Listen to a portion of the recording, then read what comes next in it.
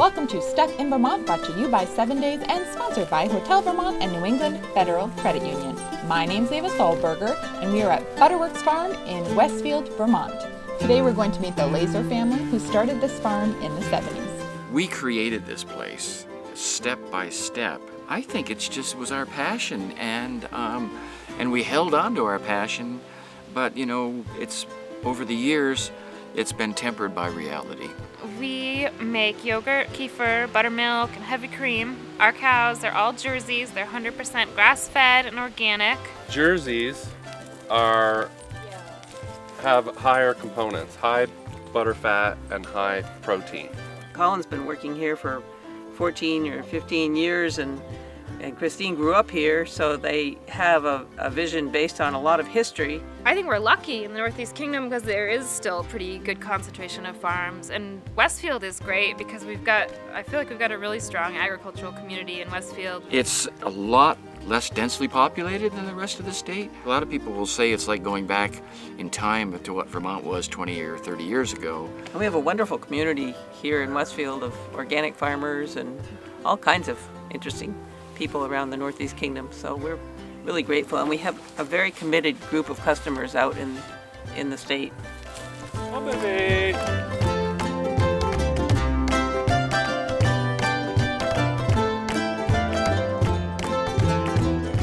We were children of the 60s, came to Vermont, bought this land in 1976.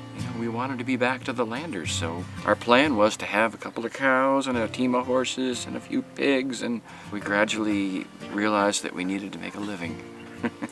So we went from 1 cow to 4 cows to 6 cows. We've never bought any cows, so the first cows that Anne and Jack bought, all these are descended from those heifers. This is a small herd, 40-something cows is a small herd. We're a small farm. Our vision was to be self-sustaining, and then it's gone from 60 acres to 450 acres. there you go. In the beginning, we were just sharing a little yogurt with the neighbors. We'd make it on the kitchen stove and go around marketing it around the community. That was back in the 80s when you could do these things, and Early people 80s. appreciated them still because the old timers were still here. They were our best customers. And Jack was quite a salesman. Growing up, we always had a lot of people coming and going, interns, apprentices. We had a lot of people, living in our house. I remember having to give up my bedroom at one point for... And then we started slipping into stores. Onion River Co-op on Archibald Street and Hunger Mountain. When the ag department went and bought some of our cottage cheese, tested it in the lab, and paid us a visit and said, you can't do this without a license. So that was sort of the beginning of our long journey to sort of legality and Following rules. rules. And we were so not into rules. We were sort of the first ones in the area to become an organic farm back in '89, and that was the very beginning of organic dairy. There weren't that many yogurts on the shelf at that time.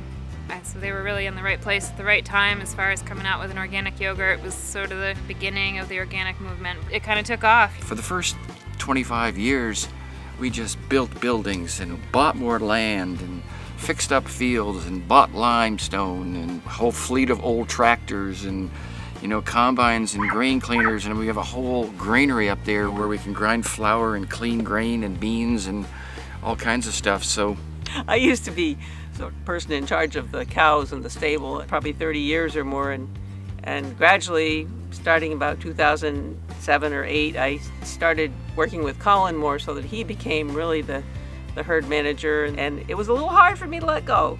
Part of what I like about working here and this place is seeing when we treat the soil well, we get good forages, which makes healthy cows. And then that turns into this high quality, nutritious yogurt. And I like to see this cycle happen.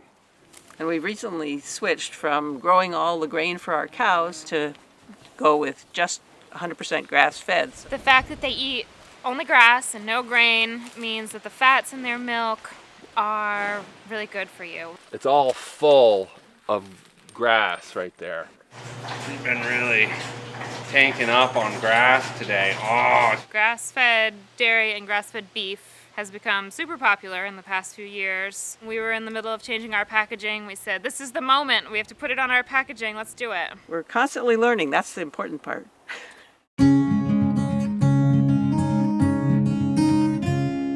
Up until the last maybe 10 years ago or so, pretty much everybody knew all about us, but Greek yogurt has come on the scene, and we're not sort of riding the wave like we used to, even though we're extremely well liked and our customers stand by us and support us. Our sales have dropped some. In the past 5 or 10 years, everybody and their cousins making yogurt.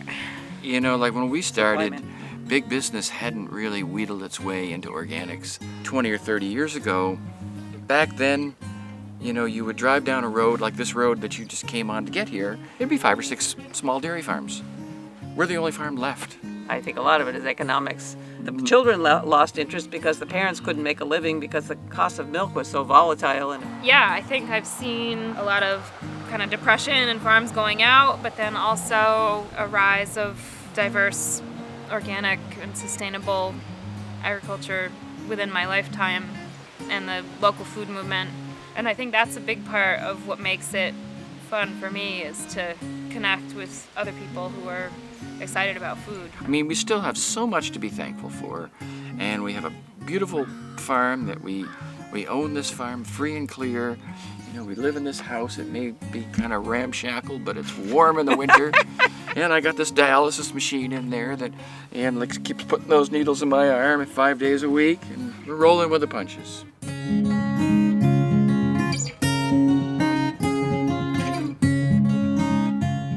Sometimes they wonder if Collin and I are excited enough or passionate enough to carry on their dream and their legacy. There's very, very few people out there that want to work 80 hours a week anymore. I'm a little more protective of my family space and my family time than they were when I was a kid. And really for us, we've pulled way, way back. it's very gradual. We started in 2007. Now we've been gifting the real estate to our daughter and son-in-law, and I'm definitely very attached to this spot. It's a special place for me. that's encouraging that we have a generation, of our own family that really wants to carry on this project. My visionary nature won't go away. I'm always got some new ideas, and And as long as the younger generation can put up with us, we'd like to stay living here, even if we're not going to try and be control freaks. Right? yes.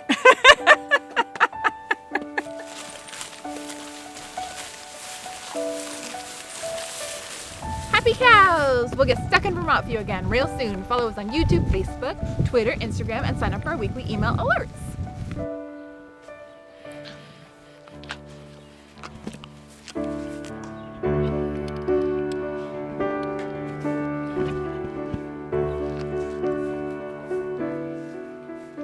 Say in the barn, they're all lined up. One of the things I'm looking at is, are they chewing their cud? If somebody's not chewing their cud, I'm like, what's wrong with her? They really like that. Scratches, kind of just like a dog, really.